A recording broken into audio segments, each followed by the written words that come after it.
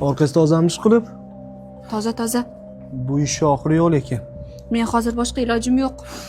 Qarang-da. Yashiring.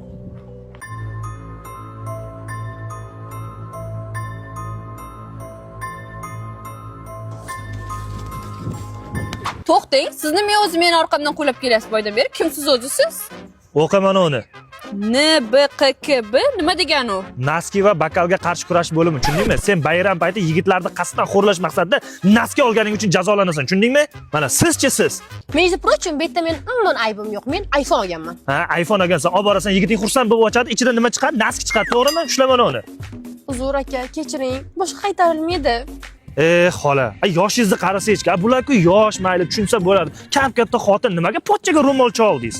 Bolam bergan puliga yarasha oldimda. Ko'p pul bersa katta sovg'a olaman-da men ham. Ha, xola-ya. Allaysiz-ku, xola. Bolam, men keta qolay. Uyda sigirim bor, sog'ishim kerak-da shuni.